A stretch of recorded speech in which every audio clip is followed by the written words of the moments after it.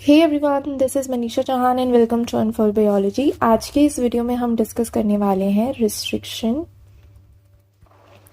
Digestion के बारे में। रिस्ट्रिक्शन डाइजेशन और उस पे जो बेस्ड क्वेश्चंस आते हैं, हम उसके बारे में इस सीरीज़ में बात करेंगे। आज की इस वीडियो में हम सीखेंगे मेकिंग ऑफ कंपैटिबल एंड्स। इसका क्या मतलब होता है हम थोड़ी सी देर में जानेंगे। इंट्रोडक्शन हम ले लेते हैं। रिस्ट्रिक्शन डाइजेशन की जाती है रिस्ट्रिक्शन एंजाइम्स के थ्रू, और ये एंजाइम्स जिस जगह पे काटते हैं उसे बोलते हैं रिस्ट्रिक्शन साइट। बेसिकली मेरे पास अगर ये पूरा डीएनए का फ्रैगमेंट, पूरा डीएनए का सेगमेंट है और इसमें से मुझे सिर्फ इतना फ्रैगमेंट चाहिए, तो मैं इसको कट करने के लिए रिस्ट्रिक्शन एंजाइम्स यूज़ कर सकती हूँ। अगर इस एरिया में कोई रिस्ट्रिक्शन साइट है और इस एरिया में कोई रिस्ट्रिक्शन साइट है, तो मैं उस साइट के कोरिस्पॉन्डिंग एंजाइम लेके, यहाँ भी एक एंजाइम लेके इसको और इसको कट कर सकती हूँ। अब मैं सेम एंजाइम ले रही हूँ या डिफरेंट एंजाइम ले रही हूँ, ये मेरे एक्सपेरिमेंट पे डिपेंड करता है। फॉर एग्जांपल, यहाँ दोनों जगह इको R1 की साइट है और कहीं भी इस डीएनए में इको R1 की साइट नहीं है, तो मैं इको R1 ले सकती हूँ। लेकिन अगर मान लो इसी डीएनए में कहीं और भी इको R1 की साइट है और मुझे सिर्फ ये वाला फ्रैगमेंट चाहिए, ये वाला फ्रैगमेंट नहीं चाहिए, तो अगर मैं सिर्फ इको R1 यूज़ कर लूँगी तो ये भी कट हो जाएगा, ये भी कट हो जाएगा और ये भी कट हो जाएगा। तो मुझे मेरा एंजाइम ऐसा चूज़ करना है कि वो मुझे सिर्फ और सिर्फ ये फ्रैगमेंट दे। फॉर एग्जाम्पल, इको R1 के साथ साथ यहाँ पे होती एक और साइट, और वो होती है BAM H1 की, ठीक है। और यहाँ पर भी एक BAM H1 की साइट है और BAM H1 की साइट और कहीं भी नहीं है, तो मैं BAM H1 यूज़ कर सकती हूँ जो यहाँ भी कट करेगा और यहाँ भी कट करेगा और मुझे मेरा फ्रैगमेंट यहाँ से मिल जाएगा। या फिर क्या हो सकता है कि एक कोई एंजाइम है जिसकी साइट यहाँ पर भी है और कोई दूसरा एंजाइम है जिसकी साइट यहाँ पर है, तो मैं इस एंजाइम से और इस एंजाइम से कट कर सकती हूँ और वो साइट और कहीं भी डीएनए में नहीं है। तो एक एंजाइम ने यहाँ पे आके काटा, दूसरे एंजाइम ने यहाँ पे आके काटा, तो मुझे अल्टीमेटली ये वाला फ्रैगमेंट मिल गया। तो मेरा अल्टीमेट जो एम है वो है इस पर्टिकुलर फ्रैगमेंट को, जिसकी मेरे को ज़रूरत है, उसको इस डीएनए से अलग करना। उसके लिए मैं क्या कर सकती हूँ, रिस्ट्रिक्शन डाइजेशन कर सकती हूँ। किसको यूज़ करूँगी, रिस्ट्रिक्शन एंजाइम को यूज़ करूँगी, और ये रिस्ट्रिक्शन एंजाइम एक पर्टिकुलर साइट पे कट करते हैं। साइट का क्या मतलब है, फॉर एग्जाम्पल मैंने कहा इको R1, ये इको R1 की स्पेशलिटी है कि वो जहाँ भी GAATTC ये वाला सीक्वेंस होगा, इसका कॉम्प्लीमेंट्री हो गया ये, तो डीएनए में कहीं भी उसे ये वाला सीक्वेंस मिल जाएगा तो वो उसको यहाँ से कट कर देगा, इधर से। तो हम मुझे क्या मिल जाएगा इसके कट होने के बाद, G और यहाँ पे CTTAA, और ये क्योंकि कट हो चुका है तो मुझे यहाँ मिलेगा AATTC और G। तो यानी कि ये ऐसे सेपरेट हो गया। क्यों? क्योंकि इको R1 ने इसको यहाँ से डाइजेस्ट कर दिया, कट कर दिया है। तो जब क्लीव हो गया है तो ये वाला पार्ट अलग हो जाएगा और ये वाला पार्ट अलग हो जाएगा, और अलग होके मुझे ये मिल जाएगा। नाउ दिस पर्टिकुलर सीक्वेंस जो अभी किसी से भी बाउंड नहीं है, इस पर्टिकुलर सीक्वेंस को हम बोलते हैं ओवरहैंग। ओवरहैंग, और ऐसे सीक्वेंसेस जिनके पास ओवरहैंग्स होते हैं, इन सीक्वेंसेस को या इन एंड्स को हम बोलते हैं स्टिकी एंड्स। स्टिकी इसलिए क्योंकि ये अपने कॉम्प्लीमेंट्री, जब भी इन्हें इनका कॉम्प्लीमेंट्री डीएनए मिलेगा ये उसके साथ जाके बाइंड कर जाएंगे, ठीक है। और क्योंकि ये इस डीएनए का एक एंड है तो इसलिए इसे हम स्टिकी एंड बोल रहे हैं, और ये वाला इस डीएनए पोर्शन का एंड है, तो ये कैसे एंड्स हो गए, स्टिकी एंड्स। ये एक दूसरे से चिपक सकते हैं क्योंकि ये कॉम्प्लीमेंट्री है। अदर देन दैट कुछ ऐसे एंजाइम्स होते हैं, फॉर एग्जाम्पल, जो इस तरीके से कट करते हैं। तो जब मेरे पास एक डीएनए है जिसमें CCCGGG इसका कॉम्प्लीमेंट्री हो गया, ये वो एंजाइम इस सीक्वेंस को कुछ ऐसे कट करता है, तो मुझे जो इसके कट होने के बाद मिलेगा वो मिलेगा एक ये वाला फ्रैगमेंट मिलेगा और दूसरा फ्रैगमेंट मुझे मिलेगा कुछ ऐसा। तो यहाँ पे ना तो इसके पास ओवरहैंग है ना ही इसके पास ओवरहैंग है, तो वो एंड्स रिस्ट्रिक्शन डाइजेशन के बाद बने हुए वो एंड्स जिनके पास स्टिकी नहीं है, जिनके पास ओवरहैंग नहीं है, उनको हम बोलते हैं ब्लंट एंड्स। क्या बोलते हैं, blunt ends. Now the point is कि जब दो डीएनए, ये वाला एक डीएनए फ्रैगमेंट और ये वाला एक डीएनए फ्रैगमेंट साथ में आएंगे, तो इन दोनों डीएनए फ्रैगमेंट्स को जोड़ने का काम लाइगेज एंजाइम करता है, डीएनए लाइगेज। लाइगेज क्या करता है, इनकी लाइगेशन करा देता है, इन्हें जोड़ देता है। सिमिलरली जब दो स्टिकी एंड्स, फॉर एग्जांपल ये एक स्टिकी एंड है और इसका कॉम्प्लीमेंट्री है ये, जब ये आपस में साथ आते हैं तो हाइड्रोजन बॉन्ड्स तो इन्होंने बना लिए, यहाँ पे जो बॉन्ड्स बनेंगे वो कौन बनाएगा, लाइगेज बनाएगा। ठीक है, डीएनए लाइगेज। तो इतना जो है वो बेसिक आपको समझ आ गया होगा। रिस्ट्रिक्शन एंजाइम क्या होते हैं, रिस्ट्रिक्शन साइट क्या होती है वो समझ आ गया होगा।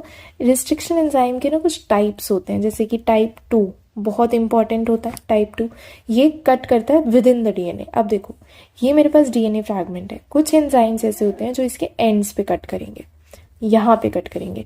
हालांकि कुछ ऐसे एंजाइम्स होते हैं जो बीच में कट करते हैं, तो जो बीच में कट करते हैं उन्हें बोलते हैं हम एंडो न्यूक्लियस। एक सेकेंड, एंडो न्यूक्लियस। एंडो मतलब अंदर, न्यूक्लियस यानी कि डीएनए आरएनए, उनके लिए हम न्यूक्लिक एसिड वर्ड यूज करते हैं। तो एंडो यानी अंदर काटने वाले, और जो बाहर की तरफ कट करते हैं वो होते हैं एक्सो न्यूक्लियस। एक्सो यानी बाहर करने वाले, एग्जिट वाली एरिया पे कट करने वाले, यानी एंड्स पे कट करने वाले। तो हमारे जो रिस्ट्रिक्शन एंजाइम्स है, जो एंडोन्यूक्लियसेस होते हैं, हम उनको यूज करके एक पर्टिकुलर फ्रैगमेंट जनरेट कर सकते हैं। ठीक है, पैलिंड्रोमिक सीक्वेंसेस होते हैं, जैसे इसको आप देखोगे, अगर आप लेफ्ट टू राइट पढ़ोगे, राइट टू लेफ्ट पढ़ोगे, ये सेम रीड होता है, GAATTC सेम रीड होता है, तो that is palindromic sequence. Sticky and मैंने बता दिया, ब्लंट एंड मैंने बता दिया। अगर आप ध्यान से नोटिस करेंगे तो जो ब्लंट एंड होता है यहाँ पर सिमेट्रिक क्लीवेज होती है, सिमेट्रिक क्लीवेज।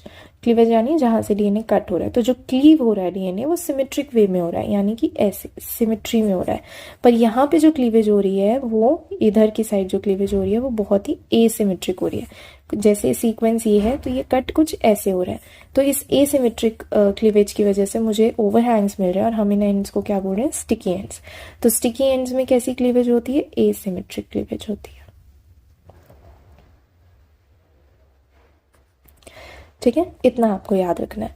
इसके अलावा जो आपको इन्फॉर्मेशन याद रखनी है वो ये है कि जब हम डीएनए को कट करते हैं तो हमें क्या मिलते हैं, फ्रैगमेंट्स मिलते हैं। राइट, मेरे पास फॉर एग्जांपल ये वाइट वाला डीएनए है, और फॉर एग्जांपल मेरे पास ये पिंक वाला डीएनए है। ठीक है, इस वाइट वाले डीएनए को मैंने एक एंजाइम से कट किया और मुझे कुछ ऐसा मिला, और इस पिंक वाले डीएनए को मैंने सेम एंजाइम से कट किया और मुझे कुछ ऐसा मिला। राइट, अब मैं क्या करूंगी, इसके पास जो ओवरहैंग है, इसको मैं येलो से बना देती हूँ,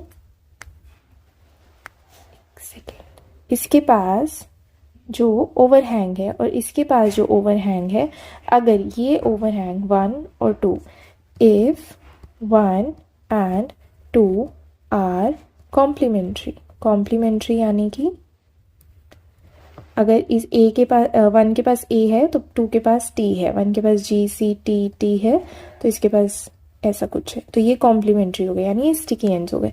तो अगर ये दोनों 1 और 2 कॉम्प्लीमेंट्री है, देन ये जो वाइट वाला है और जो पिंक वाला है, ये दोनों क्या कर जाएंगे, ये दोनों कंपैटिबल एंड्स होंगे, कंपैटिबल एंड्स यानी जो एक दूसरे से जुड़ सकते हैं, that can join.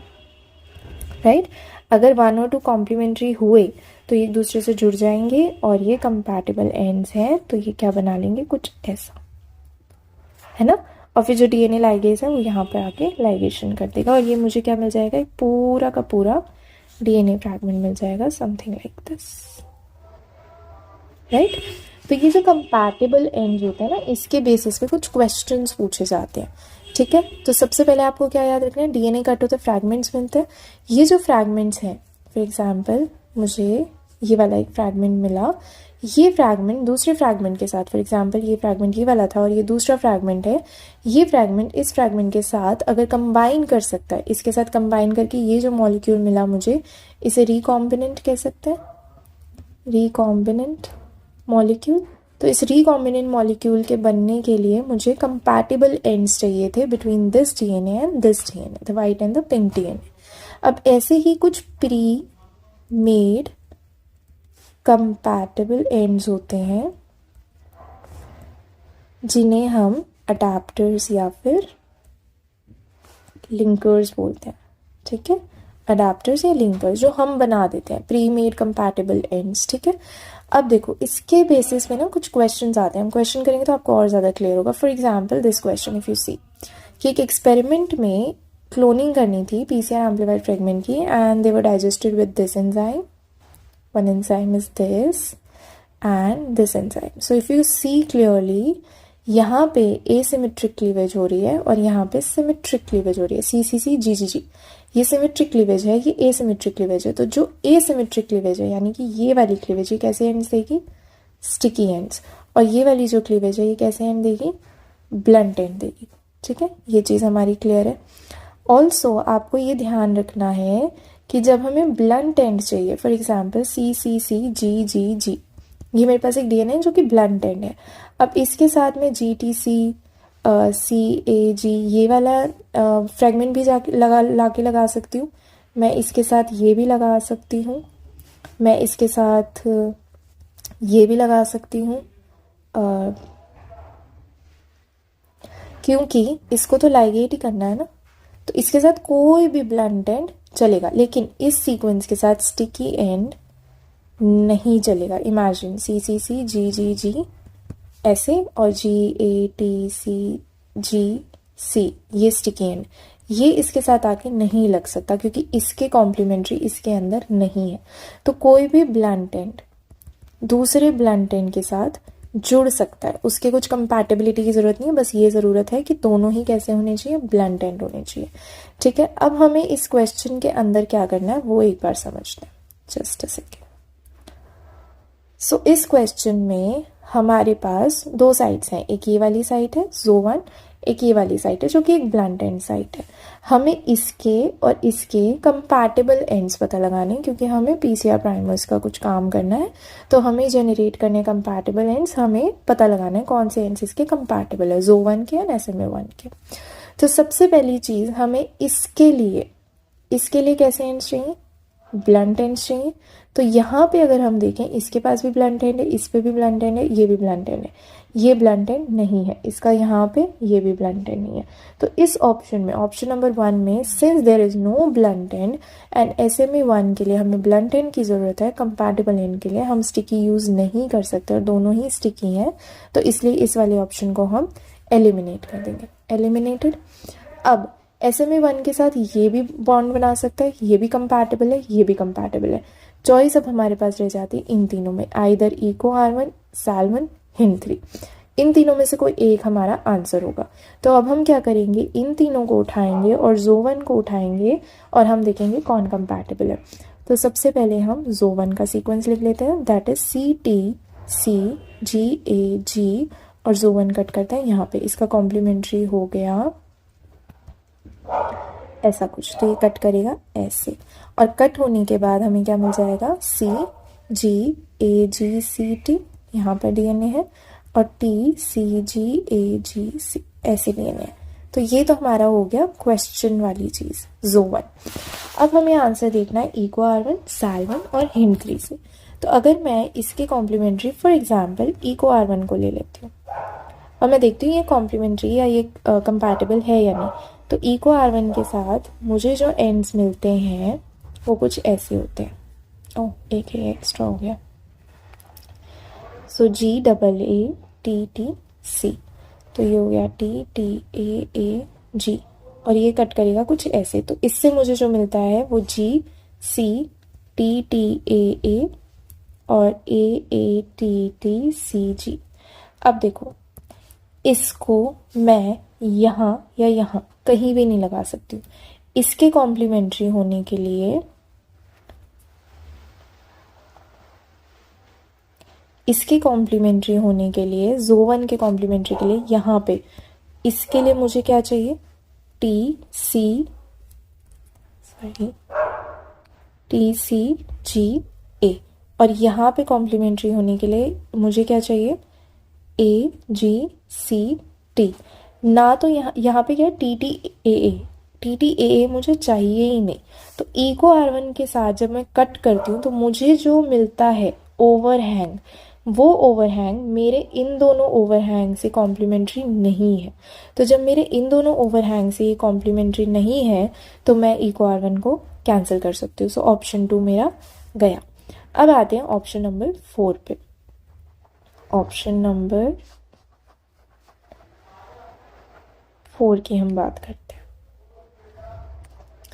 So option number 4 है हमारा हिंट 3, जो कि कट करता है AGCTT पे, और इसका कॉम्प्लीमेंट्री हो गया TTCGAA। तो अगर यहाँ पे ए से कट करा तो यहाँ भी ऐसे कट करेगा, समथिंग लाइक दिस। तो मुझे क्या मिलता है, ATTCTCGA, यहाँ AGCTTA।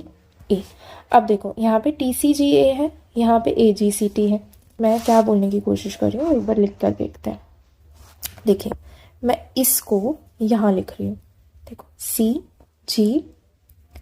CGAGCT, right. अब मुझे यहाँ पे क्या कॉम्प्लीमेंट्री चाहिए, TCGA, जो कि मुझे यहाँ मिल रहा है TCGA, या फिर ऐसे मिल रहा है TCGA। तो जब मैं इसको लगाने की कोशिश करूँगी TCGA को, तो मेरे पास ये T और A हिंडर करेगा, यानी कि मुझे TCGA समथिंग या समथिंग या ऐसे चाहिए था, ठीक है, या फिर TCGA समथिंग है समथिंग है ऐसे चाहिए था, जो कि मुझे इसको कट करके, हिंट 3 को कट करके नहीं मिल रहा है, तो मैं इसको यूज़ नहीं कर सकती हूँ। इसको भी एक बार देख लेते हैं। ये वाला पोर्शन अब मैं यहाँ लिख रही हूँ TCGAGC, तो मुझे T बाहर चाहिए, T बाहर चाहिए, सॉरी A बाहर चाहिए, यहाँ पे AGCT, और यहाँ पे कुछ, यहाँ पे कुछ, ऐसा एक सीक्वेंस मुझे चाहिए ताकि इसके कॉम्प्लीमेंट्री हो जाए। अब यहाँ पे क्या हो रहा है, TCGA है ही नहीं बाहर, यहाँ पे बाहर है A, यहाँ पे बाहर है A, मुझे चाहिए T बाहर, फिर C, फिर G, फिर A, फिर यहाँ पे कोई 2 हो सकते हैं, जैसे यहाँ पे 2 है, पर ऐसा नहीं है यहाँ पे कहीं भी। यहाँ पर A बाहर की तरफ आ रहा है, मुझे T यहाँ पर चाहिए, राइट, एकदम एक्सट्रीम पे ऐसा है, जो एंड चाहिए यहाँ पे T होना चाहिए, पर यहाँ पे कहीं भी T नहीं है, यानी कॉम्प्लीमेंटारिटी नहीं बैठ रही है। तो हिंट 3 वाला ऑप्शन भी गया, बचा ऑप्शन 3, जो कि हमारा आंसर होना चाहिए, पर हम इसको एक बार क्रॉस चेक करेंगे। तो इसको एक बार क्रॉस चेक कर लेते हैं। So coming to option number 3. So option number 3 में हमारे पास आता है सीक्वेंस GTCGAC, इसका कॉम्प्लीमेंट्री हो गया ये दिस वन, और ये कट कैसे करेगा, यहाँ से कट करे तो यहाँ तक जाएगा, और ये G के साथ कट करेगा, तो मुझे इससे सीक्वेंस क्या मिलेंगे, GCAGCT, ठीक है, यहाँ पे कुछ होगा DNA, और TCGACG, यहाँ पे कुछ DNA होगा। नाउ लुक एट दिस, इसको यहाँ पे बना लेते हैं। This one I am drawing this one first, this one, so it is TCGAGC and this one. तो मुझे इसके कॉम्प्लीमेंट्री क्या चाहिए, यहाँ पे मुझे चाहिए AGCT, तो यहाँ देखो, और यहाँ पे कुछ भी हो सकता है, तो अंदर की तरफ AGCT, I am getting it, यानी कि अगर मैं इसको उठा के यहाँ पे लगा सकती हूँ, बाहर की तरफ T चाहिए था, बाहर की तरफ T, मतलब यहाँ पे हमें बाहर की तरफ T चाहिए था ना, बाहर मतलब इस वाले एंड से दूर, इसके कंपैटिबल, A के कंपैटिबल। तो जब मैं इसको लगाने लगूंगी तो ये कैसे हो जाएगा, TCGAG, तो यहाँ से ये T उठाया, ये TCGA, और A के बाद C है, और फिर G, और फिर जो भी DNA है वो आके यहाँ पे लग जाएगा। तो ये कॉम्प्लीमेंटारिटी बैठ रही है। दैट मीन्स SAL1, ये वाला ऑप्शन हमारे इसके कॉम्प्लीमेंटारिटी है, कंपैटिबल एंड है, और क्योंकि ये ब्लंट एंड है SMA1, तो इसके साथ इन तीनों में से कोई भी चल सकता था, बट इको R1 और हिंट 3 ये कैंसिल हो गए, तो अब हमारा ऑप्शन बचा SAL1 एंड इको R5। तो इस तरीके से हम देखते हैं कि कंपैटिबल एंड्स कौन से। ये अभी आपको लंबा लग रहा होगा क्योंकि मैंने कर करके दिखाया है। विद प्रैक्टिस अगर आप देखोगे तो पहला ऑप्शन तो इसी बात पे कट हो गया था कि SMA1 हमें ब्लंट एंड चाहिए, इसमें दोनों स्टिकी हैं, फिर उसके बाद इनको देखने की जरूरत नहीं है, हम सिर्फ इन तीनों को चेक कर रहे हैं, राइट। अब आप जब देखोगे AATT, हमें AATT चाहिए ही नहीं, हमें यहाँ पे कुछ और कॉम्बिनेशन चाहिए। AATT या फिर AATT का कॉम्प्लीमेंट्री यहाँ पे बैठेगा ही नहीं ZO1 में, TCGA में, राइट। सिमिलरली अगर हम SAL1 को देखें और HIND3 को, इन दोनों को करके देखने की ज़रूरत पड़ेगी, पर अगर आप प्रैक्टिस करेंगे तो आप जल्दी जल्दी कंपैटिबिलिटी आप इनकी चेक कर पाएंगे। So this is it for this video. Next video में हम प्रोबेबिलिटी के बारे में सीखेंगे कि आप जो रिस्ट्रिक्शन डाइजेशन करते हो उसके बाद क्या बनने की कितनी प्रोबेबिलिटी होती है, और हमारा अगर पूरा जीनोम है तो उसमें कितनी प्रोबेबिलिटी की एक रिस्ट्रिक्शन साइट जो है उस जीनोम में कितनी बार प्रेजेंट होगी। So this is it for today. Thank you guys.